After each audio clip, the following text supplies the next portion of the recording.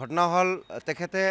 যেটো মানে ঘৰিয়ালৰ চকুলো টুকাৰ নিচিনা হৈছে আমাৰ সংখ্যালঘুৰ মাজত সি মানে ডিপ্ৰেশ্যনত ভুগিছে কাৰণ তেওঁৰ আপাৰ অসমত বা তেওঁৰ নিজা সমষ্টি শিৱসাগৰ তেওঁৰ যেটো যি সমষ্টিৰ পৰা বিধায়ক হৈছে সেই সমষ্টিতে তেওঁৰ ভিত্তি নোহোৱা হৈছে যাৰ কাৰণে আমাৰ সংখ্যালঘুৰ মাজত সোমাই আছে কাৰণ সংখ্যালঘুৰ ত্ৰাণকৰ্তা নহয়তো তেওঁ সংখ্যালঘুৰ অভিভাৱক নহয় কাৰণ তেওঁৰ সমষ্টিতে বিগত যিমানবাৰ মেয়াখাদা আন্দোলন বা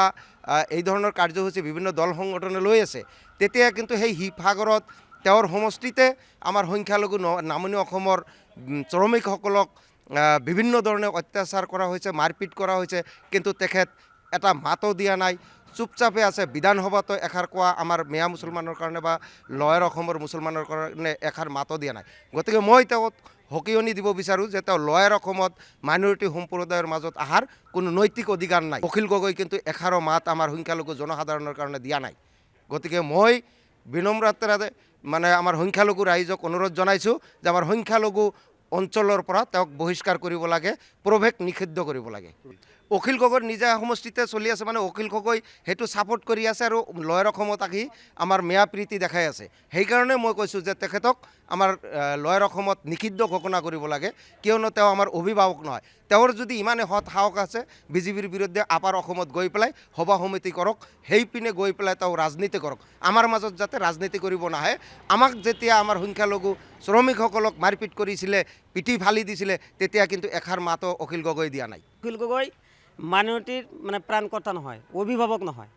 অখিল গগৈক প্ৰথমতে মই সকীয়াই দিব খুজিছোঁ যে তেওঁ যদি ইমানে দম আছে ইমানে যদি হিম্মত আছে নামনি অসমত কিয় আহিব লাগে তেওঁ ধুবুৰীত আহি গোৱালপাৰাত আহি শ্লোগান দিয়ে হিন্দু মুছলমান এক হো তেওঁ শিৱসাগৰত কিয় এটা মিটিং কৰি নেদেখায় তাতে আমাৰ ইয়াতে গোৱালপাৰা ধুবুৰী বৰপেটাত আহিলে এটা মিটিং দিলে ৫,০০০ মানুহ হয় তেওঁ যদি শিৱসাগৰত এটা প্ৰগ্ৰাম দিয়ে তাতে ৫০০ মানুহ নহয় কিয় নহয় চাওক তো এইবিলাক ভেকুবানা তেওঁ বাদ দিব লাগে মাইনৰিটিটো প্ৰাণকৰ্তা নহয় মাইনৰিটি এৰিয়াত তেওঁ অহা নিষিদ্ধ কৰিব লাগে আমাৰ বিশেষকৈ আমাৰ সংখ্যালঘু ধৰ্মিক সংখ্যালঘু ৰাইজখিনি মানে সজাগ হ'ব লাগে যে কংগ্ৰেছৰ আজি ৰাইজৰ দলৰ বিভিন্ন দল সংগঠনৰ বলি হৈ আজি আমি চৰকাৰৰ পক্ষৰ পৰা ইমান হাৰাশাস্তি হ'ব লগা হৈছে কাৰণ সিহঁতৰ ভুলৰ কাৰণে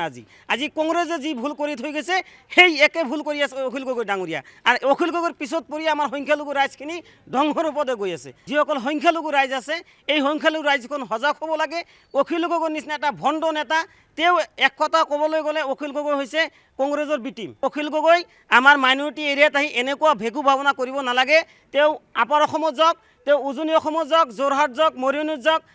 ডিব্ৰুগড়ত যাওক শিৱসাগৰত কৰক আমাৰ ইয়াতে আহিব নালাগে শিৱসাগৰত মেয়াখাদা অভিযান চলিছে তেওঁ তাতে কিয় মাত নামাতে আজি গৌৰৱ গগৈ ডাঙৰীয়া এজন সাংসদ মাইনৰিটি মানুহক যেতিয়া উচ্ছেদ কৰা হৈছে যিবিলাক মানুহ ফৰেষ্ট ডিপাৰ্টমেণ্টত বহি আছিলে কংগ্ৰেছ চৰকাৰ থকাকালীন নদী ভাঙিছিলে মাটি পট্টা নিদিয়াৰ ক্ষেত্ৰত এই মানুহখিনি ফৰেষ্ট ডিপাৰ্টমেণ্টত বহি আছিলে কিন্তু ফৰেষ্টত আমাৰ থকা কোনো অধিকাৰ নাই চৰকাৰে মাটি আজি নহ'লে কালি এখন ল'ব যিকোনো চৰকাৰে ল'ব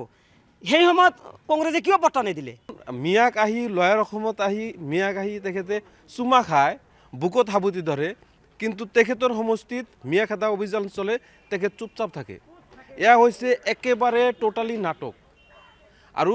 সেই নাটক আমি বুজি পাইছোঁ লাহে লাহে প্ৰতিজন নাগৰিকে বুজি পাব প্ৰতিজন সংখ্যালঘু লোকে বুজি পাব বিশেষকৈ আমাৰ নামনি অসমৰ মানে মুছলিম সম্প্ৰদায়ৰ মানুহখিনিৰ মাজত আহি সি মিয়া প্ৰীতি দেখায় তাৰ মুনাফাৰ আদায় কৰাৰ কাৰণে তেওঁৰ মিয়াৰ প্ৰতি বা সংখ্যালঘুৰ প্ৰতি কোনো দৰদ নাই তেওঁ আচলতে নামনি অসমত আহি সংখ্যালঘু মহিলাক চুমা খাব সাৱটি ধৰিব এইটো এটা ভেগভাৱনা জাষ্ট তেওঁৰ ৰাজনৈতিক মুনাফাৰ কাৰণে এইটো কৰি আছে যদি সঁচা অৰ্থত যদি সংখ্যালঘুৰ হকে কাম কৰে সঁচা অৰ্থত যদি সংখ্যালঘুক ভাল পালেহেঁতেন আজি তেওঁৰ সমষ্টিত মিয়াখাদা আন্দোলন নহ'লহেঁতেন আজি তেওঁৰ সমষ্টিত বেনাৰ পোষ্টাৰ লাগি আছে মিয়াখাদা অভিযান তাত এষাৰো মাত দিয়াৰ সাহস তেওঁৰ হোৱা নাই ইয়াতে আহি মহিলাক সাৱটি ধৰিব সংখ্যালঘুৰ হৈ ডাঙৰ ডাঙৰ কথা ক'ব গতিকে এইটো তেওঁৰ নাটক এটা ৰাজনৈতিক নাটক মই সংখ্যালঘু সমাজক আহ্বান জনাম অখিল গগৈৰ পৰা যিমান আঁতৰত থাকিব পাৰে সংখ্যালঘুৰ বাবে মংগল